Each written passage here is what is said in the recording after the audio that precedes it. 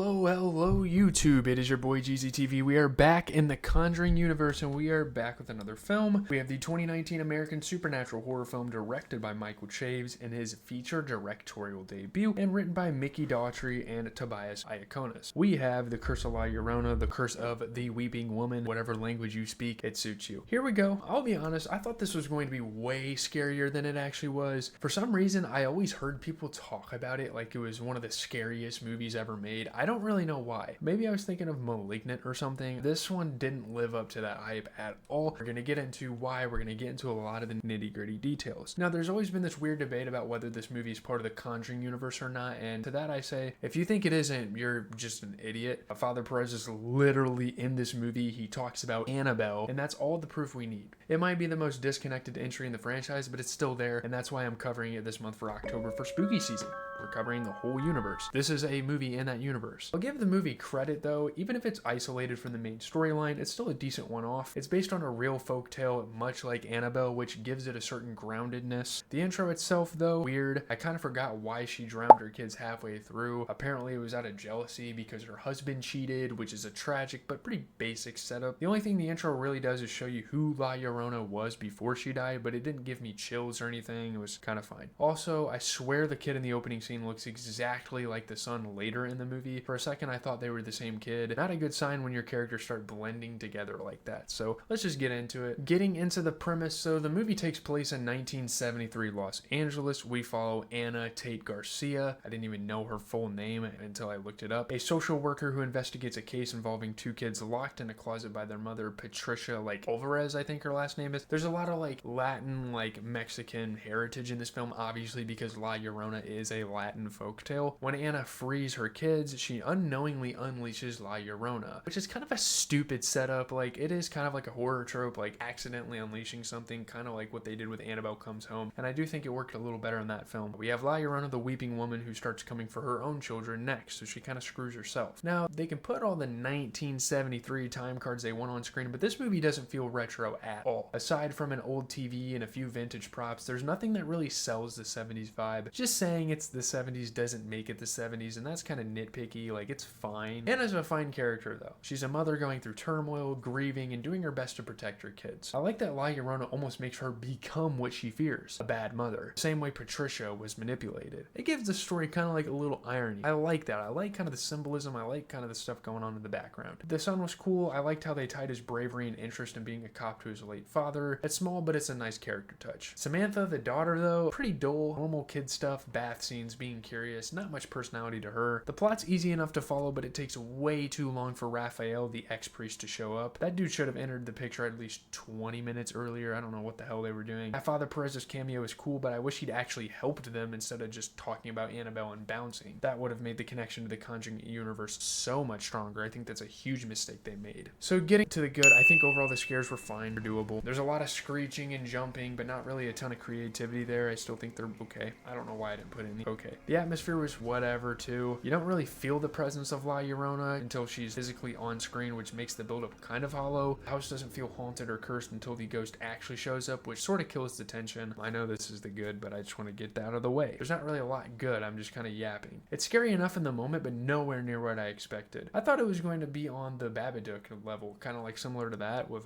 the kids especially, but nah, not even close. The performances were doable. Anna is easily the standout. She carries the movie emotionally. Patricia is solid too. She's crazy, but she has a reason to be crazy. Her kids died and she's consumed by grief. You kind of feel for her character a little bit, and there's a lot of conflicting things because obviously you're somewhat rooting for Anna, but Patricia is kind of fucked in the head because of this whole La Llorona literally driving her insane. Raphael, played by Raymond Cruz. Tuco Salamanca, my guy. You guys know I'm a huge Breaking Bad fan. I'm sure you've scanned the channel a few times and have seen my Breaking Bad videos. I fucking love Raymond Cruz, and this is only the second thing I've seen him in. He just doesn't work in this role. I will say, I'm gonna be nitpicky. Again, the good's not really the good because this movie's not all that good anyway. He's trying, but you can't tell me Tuco from Breaking Bad is now a holy healer dude with salt and candles. That was a very weird kind of change, and I know I shouldn't bias this based on what I've seen the actor in. It's just weird casting. Father Perez, again, would have made more sense, and that is a huge critique I have for this movie. Why isn't Father Perez more involved? He worked out in Annabelle. He was actually a pretty good character, I think, in Annabelle. Why isn't he here? La Llorona's design is pretty cheap. She looks like an Exorcist reject, and considering that movie actually came out in the 70s, there's no excuse for a 2019 movie to look this dated. I know maybe they were trying to look the part and make it look like this movie takes place in the 70s, and that's fine. She doesn't look terrible. Like, I'm not going to sit here and hate on it. It's just kind of cheap. I know this movie's not really A-list either. No horror movies are, though, and plenty of horror movies in the past have pulled it off. The only standout scenes were the umbrella jump scare, the bathtub attack, and the car window moment. I think those were really like the major scare moments that they tried to go for and succeeded. I mean, those were genuinely tense and well timed.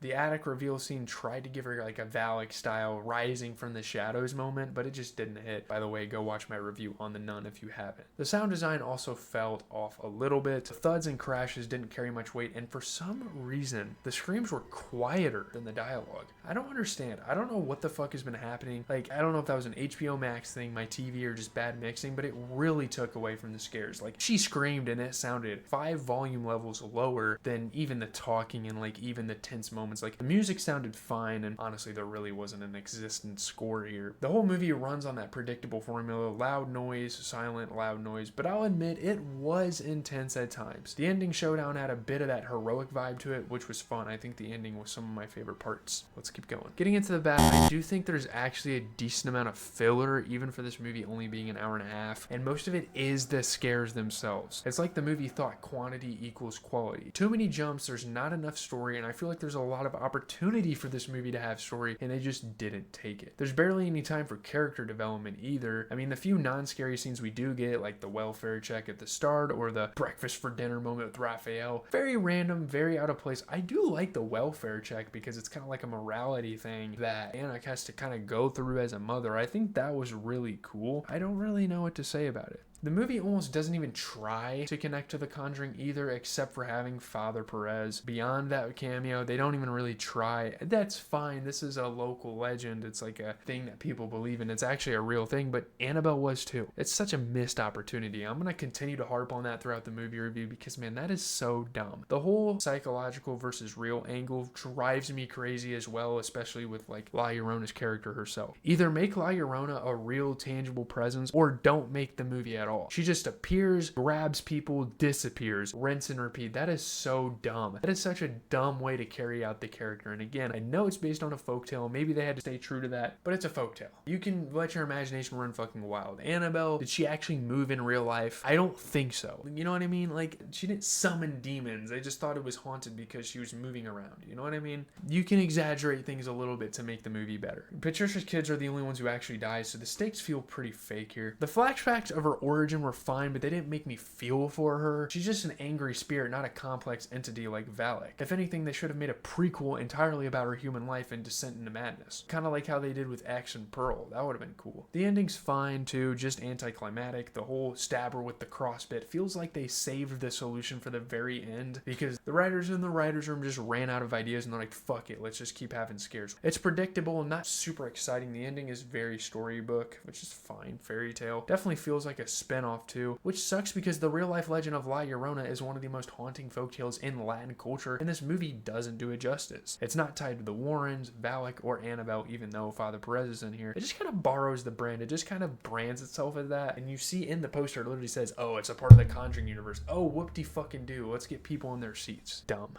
So getting into the okay, the cinematography itself was whatever, nothing memorable. The lighting was okay as well, some red tints here and there, but it was mostly a pretty flat film. And for a supposed 70s movie, it was way too bright. And I'm not one of those guys that's sitting there in the editing room and fucking critiquing shit. I don't really give a fuck about like good filmmaking, cinematography, photography, none of that stuff. I don't really care. I'm just saying it was a super bright movie. Horror doesn't need to be grayscale, but this looked like a fucking soap opera sometimes. Damn near looked like the fucking Barbie movie. It looked like a goddamn musical. Why the hell was everything so bright? And getting into the tone, it's mostly consistent. About 80% horror and 20% family drama though. Way too much horror. I don't know. You got themes of grief, motherhood, and guilt floating around, but none of it goes deep enough to matter. Again, like I said earlier, they only have a few scenes where they're kind of touching on stuff like this. The welfare check, checking up on Patricia at the beginning of the film before La Llorona even comes out. That's it. Again, performance choices were fine, serviceable, not award-winning. Again, these films do not win Oscars. Like, stop it. And I've got to say, some of the character choices were pretty fucking infuriating, too. This is kind of something that doesn't matter, but I had to point it out. Samantha breaking the seed barrier to grab a random doll. Come on. I know she's a little girl and she likes her doll. That's just like a, we need another scare type of writing moment there. The movie's full of those dumb curiosity tropes where people just have to touch the haunted thing. Again, the ending, predictable, but fine. It wasn't forced, just inevitable. And I know this sounds dark, but part of me wanted the kids to actually get taken. It would have made the movie hit harder emotionally. Sometimes you need bad endings. Instead, everything wraps up neatly and we're done. Again, that's fine. Like, I'm mixed on that overall, but you could have packed a punch. You could have left us with something if you took those kids away. As for Anna's husband, I don't even remember if they explained how he died, and honestly, I don't really give a fuck. It didn't matter. The movie tries to hint at trauma and loss, but it never really commits there. It never really brings that to light fully. It's a fine addition to the universe, but if it wasn't branded as a Conjuring movie, I don't think anyone would even care to talk about it or even remember it. So that's kind of my whole spiel. Let's get into the review. So getting into the review, we can go ahead, pull up the tier list, and this movie's fine. Like, it's not an absolutely terrible movie. It's not a pungent movie, but it's not memorable either. It's nowhere close to being memorable. Probably the least memorable, probably the least rewatchable film in this franchise so far, which, who knows, the Conjuring movies could have fell flat on their face. We'll have to see, but as of now, this one sits in last place. It's generic horror that plays it safe with a decent lead performance and not much else. The scares are basic, the villain is overwhelming, and there's a very thin story. And again, for it being lore and for it being a folktale, you have to have some background, again, lore and backstory, and they just don't really do it as well as they should have. It's a decent entry, again, for doing a full Conjuring Universe marathon, but as a standalone, if I was just watching this on myself because, oh, I was interested in watching it one day, it is a very forgettable film. The best thing about it is that it technically connects through the rest of the universe through Father Perez, and that's a cool Easter egg, and I was interested in that. And that's a stretch. It had potential, but it never fully embraced the darkness or depth of its own legend that it was based on. It's just another loud, jumpy ghost story with a cool name. So with that being said, I'm gonna go ahead, throw this damn movie, cast this movie away in the dungeon of decent, and give it a 6.4 out of 10. It is an okay movie. If I was forced to rewatch the movie, would I be like gouging my eyes out? No, but I definitely wouldn't really enjoy it and wouldn't really care for it. I'd probably fall asleep if I had to watch this again. It's fine in the Conjuring universe. It's fine for a Halloween season to throw in the background if you want some scares, but I'm not looking at this film ever again if I don't have to. So with that being said, leave a like, comment, subscribe. I'm sorry I've been lagging around all video. It's been your boy GZTV. Been working on a little bit of homework, but we gotta get to fucking bed. I'm gonna get up, not early tomorrow, but somewhat, work on some shit. So peace out, everyone. Keep the spooky spirit alive.